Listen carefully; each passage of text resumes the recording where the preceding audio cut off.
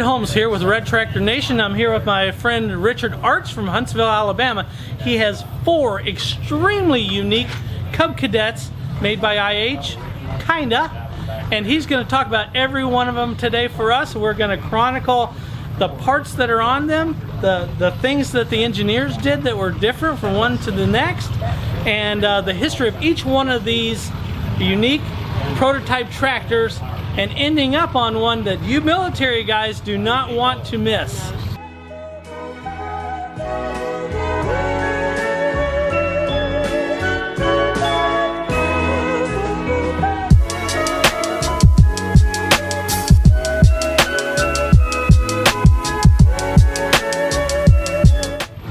Take it away, Art.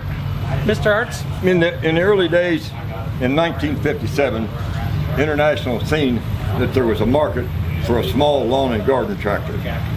Wheel Horse and Boland's had been making them and doing pretty well with them, so they tried to make one of their own. So they was busy at their test farm, and they hired Wagner International, which already had a walk-behind garden tractor.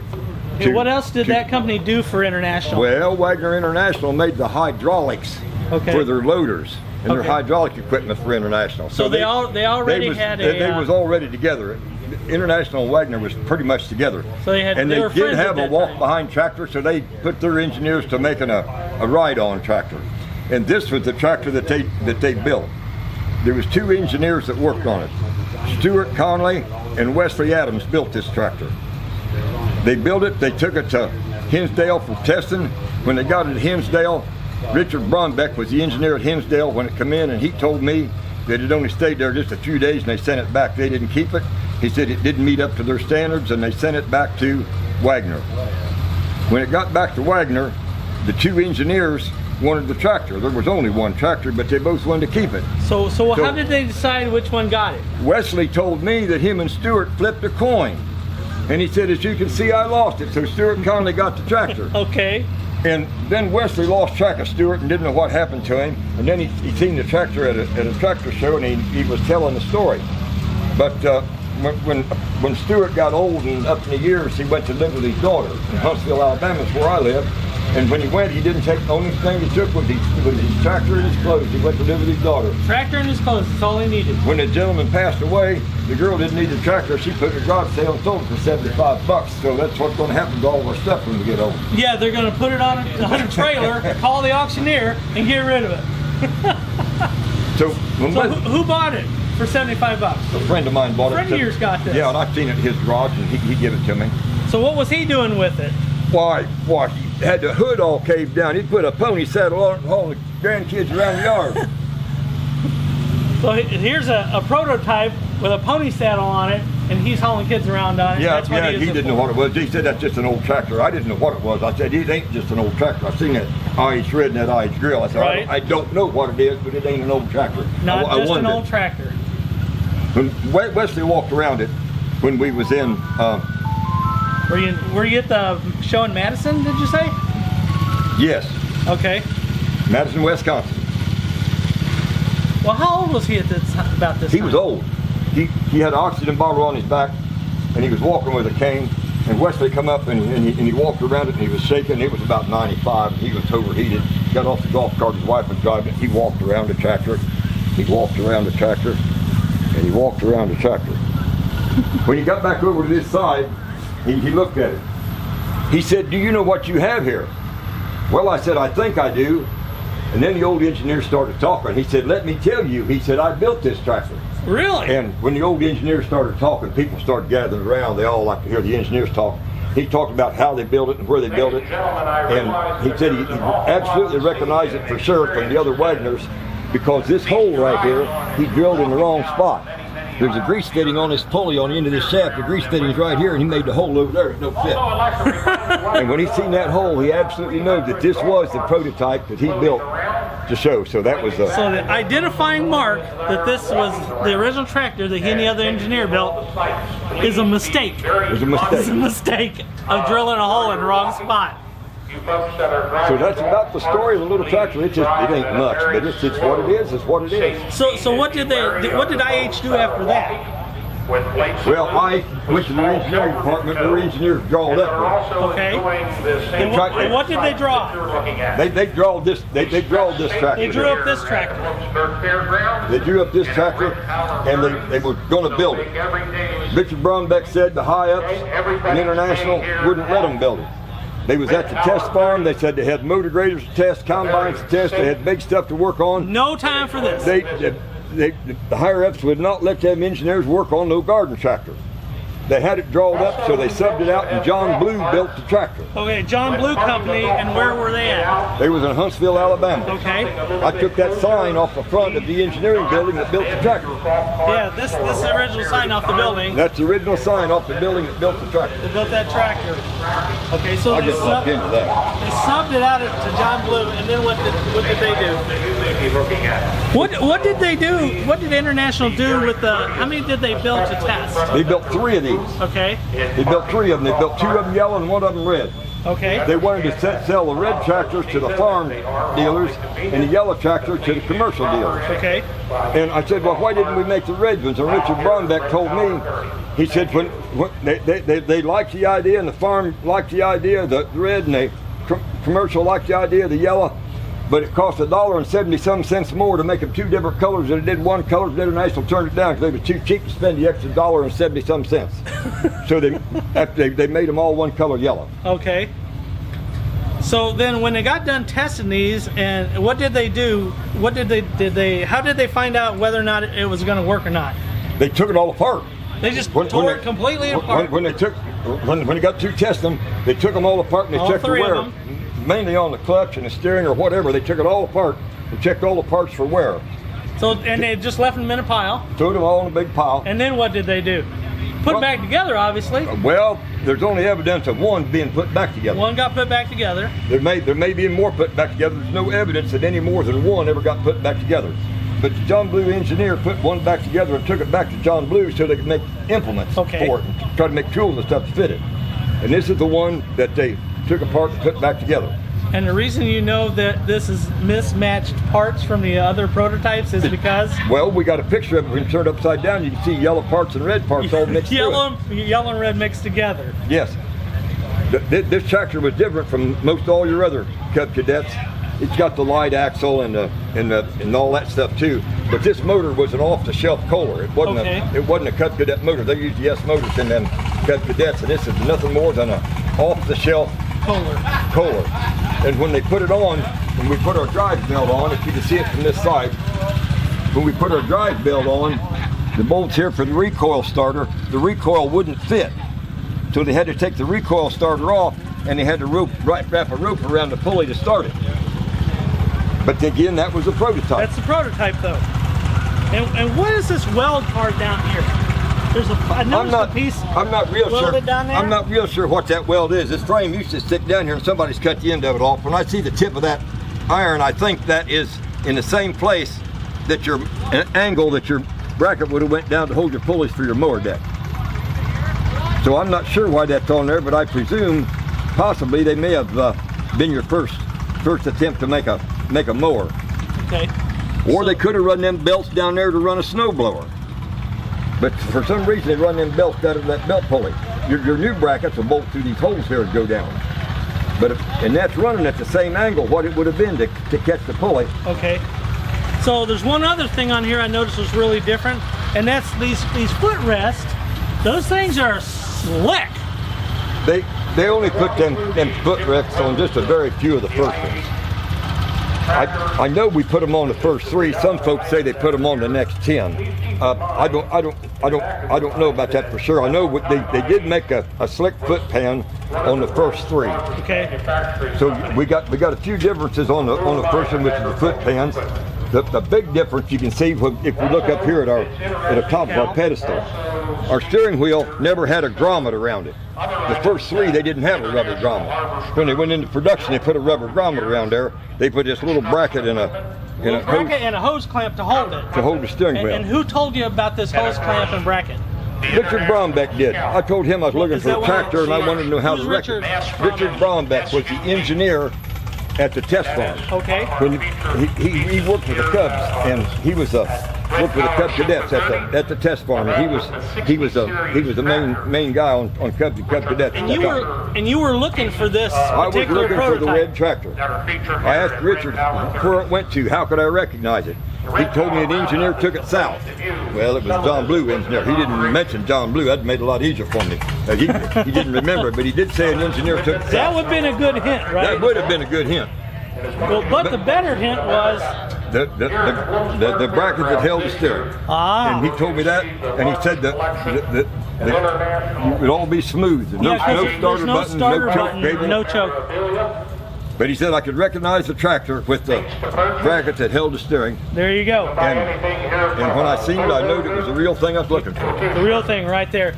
So what did they move when they went to production, full production? What did they go to? Can you show us that tractor? This model right here, it still had a few things that needed to be changed on it, but it looks very much like the Cub Original, and it is a Cub Original. That's Cub Original 508, which was one of their test tractors. This is number 508. This is number 508. It don't have the hour meter on it like most of the test tractors do, because this tractor didn't go to testing. It went to photography or advertising. So since it wasn't run, they didn't put a meter on it for testing the hours on it. And it again's got a few flaws on it. If you notice this frame here that comes up and comes around and comes down, there's a grease fitting back here. You couldn't get to it to grease it. So their idea was to drill a hole in it. After they made several hundred of these tractors, and they realized that, they made this frame longer on all the rest of them. So your test tractor will have a short frame. It'll have a thin axle. It'll have a collet here. And the first several hundred they made had these thin axles and these collets here. And again, you got your steel bracket instead of your cast iron steel bracket. one instead of cast. That holds your generator. And these foot pegs, again, you see they've improved that slick foot peg. They made it. And they put one with little old bitty holes in it, and that was a good bit better than. Yeah, not perfect, but yeah, a lot better than just flat. A lot better than just flat. And after just a few of these was made, they realized they needed to improve it some more, and they made the holes bigger and more raised prevalent. them up a little bit. And beefed them up a little bit. So what's wrong with this seat?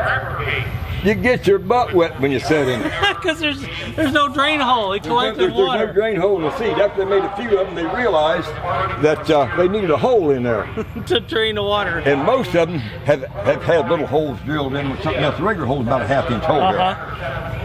There's another thing that you were telling me about this particular Cub, and that's the deck. You know that this deck is an actual prototype deck because of certain things that are on it.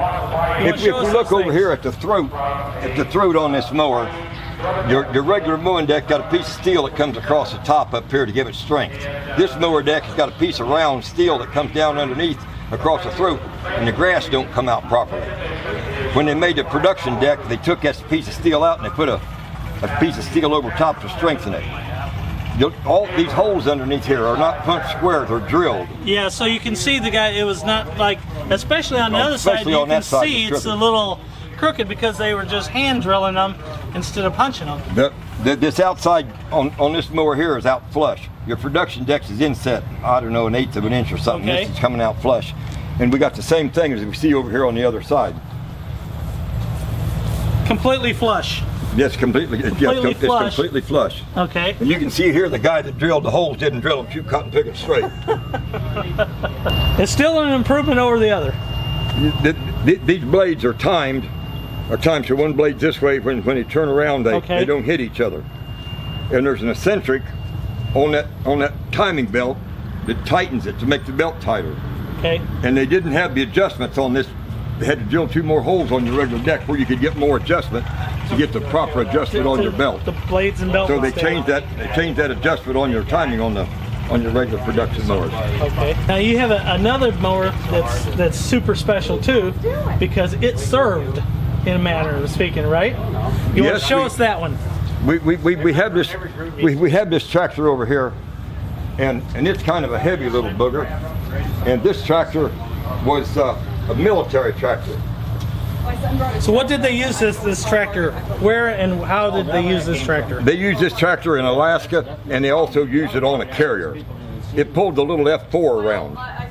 You had a headset that the driver would talk to There's some that The pilot just plugged into the nose all this cord on wrapped here and went back and plugged in the nose of the little Phantom, and so that the driver could talk to the Phantom when they would pull him and park him or whatever. A couple of openings here. We use this tractor in Alaska with a snow plow on it. We'd have to plow the snow out from around the little fighter, so you could get them out. So we could get them out of the snowdrift. Because when them bombers went from Alaska to Nam, they needed the escorts to go with them.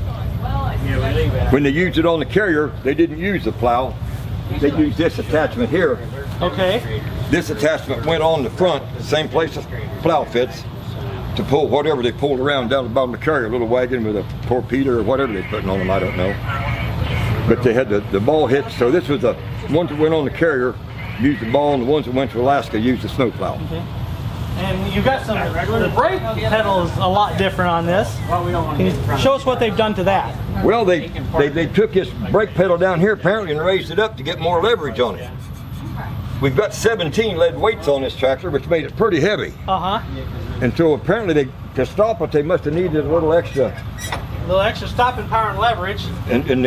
And they put that on there to stop it. So they've even extended the arm on this from this collar. It used to hook down way down here, and they raised it up a little bit. Probably because it would have been down too low. They got it up here as opposed to down here. They must have come across some kind of a problem, and they needed to fix that. These fenders were special built, had to be for the military. None of your other Cub Cadets use this fender here. This fender, you've got a piece of metal coming up, metal coming over, and this is all leaded in here. Okay. So that all had to be hand built on that fender. I've had the paint off of them, and it's lead from here to here. All that curve is leaded. Like the old bodywork used to be on the older cars. Well, there was no Bondo in 62, was there? No, there was no Bondo in 62. That was all leaded. So both of them fenders was all leaded in that curve. Tell us about the tires here. These are not Cub tires. No, those tires was made by General, and apparently that was an Air Force order on that tire, and they were special made to grip the carrier deck. Okay. And none of your other Cub Cadets got that kind of tire. They got a coarse tire, but not that particular tread. We tried to replace them and get new tires, and General said they threw the mold away and they couldn't make them. So they couldn't make them, so either they couldn't make them or didn't want to fool with them, but they told me that they probably couldn't make them. So we're trying to keep air in these as best we can. Yeah, we got tubes and duct tape and everything else holding air in these tires. Because I wanted to keep the original tires on there to show the original tread. So there was something that you learned. These weights, you called them, these big heavy weights as you call them, are the wheel chocks. They're the wheel chocks. And how did you find this out? You got this on good authority that these are chocks, right? Yeah. When I was up in Missouri at Joe's at the tractor show up there, I was showing a tractor, and I called these heavy weights. And there was a guy over there kind of snickered at me and laughed at me. He said, "Those ain't weights." These are not weights. He said, "We was on the carrier." He said, "We use those for wheel chocks." He said, "Every time we got off the tractor, we had to chalk the wheels." Yeah, so he was familiar with the thing, and I was glad to talk to him. He could tell me a lot about a little bit about the little tractor. There's some stuff under the hood that's different too that you don't see. Under the hood, when we lift the hood up, we'll notice that the gas cap, instead of screwing on like all your Cub Cadets do, it's got the notches on the cap. I guess they had a fitting that screwed down on here when they filled it up. It unscrewed to keep it from dripping. A funnel or something that's screwed on there that wouldn't let it over full. And this cap is also a non-vented gas cap. So how did they cure the problem of not creating a vacuum in the tank? I'm not sure. They told me the thing wouldn't run with a non-vented gas cap. It don't know that. It runs anyway. I see just a little bit of a notch there. Tiny little notch here that someone has filed in it. Maybe that was just enough, right? I guess that was just enough to let enough air in. They guys told me that this thing won't run with a non-vented cap, but it don't know that. It doesn't know. And the muffler's a little bit different. That muffler is a one of them spark arrest mufflers. You don't throw any flame. It's a little different muffler. They use them on some of your mowers, even your production tractors. A few of them had that, where you're just worried about catching grass on fire or something of this type. Is this the plow on the front of this thing tilts? Yes, it does. Okay, was that normal, or was that like an option that you get for any Cub, or just this? The snow plows that they made for the Cub Cadets did not pivot. They were fixed. They was fixed. they wasn't that heavy. And this tractor here had a pedal. You come around here, we have a pedal we push. Okay. There's a pedal over here that unlocks it, and then a lever that you Yeah, can, pedal unlocks it and lever. and then you can tilt it. That is very unusual. Very nice. And the other thing I pointed out on here that I thought was different was they had to have some sort of headlights, and we don't know if these are original military issue or not. But you know what? You got headlights on it and they work. And you've seen a couple other tractors with these on them? Yes. I think this was the international light that went on something else, probably a truck. Okay, like they took it off the backup lights or something? Like they took them off the backup lights or something. Okay. I have seen other internationals with those lights on them, not a lot of them. Most of them got the big lights out to the side. Yeah, like the modern, like 64 larger Cubs, the regular international Cub. This tractor's got 17 lead weights on it. 17 lead weights. It's got lead weights inside the front wheel. Okay. It's got 2 weights on each back wheel. On the outer. One bolted in, the other one bolted to it. We've got lead weights underneath our foot. Which I thought was extremely unusual to put lead weights under the foot pad, but They had to put them somewhere. I guess you got to put them somewhere. And they're held on with 1 screw. All hold that on 1 screw. One screw. 1/4 inch screw holds the weights on. And then the ones in the rear. The ones in the rear, all these weights stacked up under the seat. Weights under the seat and stacked up behind the seat. Nothing there, and there's one down below it, and there's one there, and there's one there, and there's 4 of them under the seat. And of course the chocks, which add a lot of weight too. Which add a lot of weight. The chocks are pretty heavy. The chocks are heavy too, so that's a lot of weight to hold that little tractor down so it can pull that big jet. This is the original spring that held our flag. It's got bent just a little bit. It's supposed to be a little straighter than that. Okay. But that's the original spring that held the flag. Anything that was on a runway had to have an orange flag. Even if it was construction equipment working out there, we had to have the orange flags on the runway. And so that was your bracket thing for your flag you just stood on. That's not the original flag. The original flag was a cloth flag. Okay, cloth flag, not this nice. I put that flag on there because that's what these are available today. I really don't know what kind of an orange flag it had on it at that time, but we do know that it did have an orange flag, and I got me an old broomstick and put an orange flag on it. Because it needs it. Because it needs it. But that's not the original stick and flag. This spring was on it. I presume that was the original thing for the galvanized spring. All right, thank you, Mr. Arts, for sharing your collection with us. These are some very unique prototype vehicles you got here. Great looking old tractors. Thanks for taking good care of them, finding them when you needed to, and sharing them with us all today. Now, if you like the things that you're seeing on this channel, I need you to subscribe so we can bring more footage of great tractors just like these for you to enjoy. Thank you for watching Red Tractor Nation.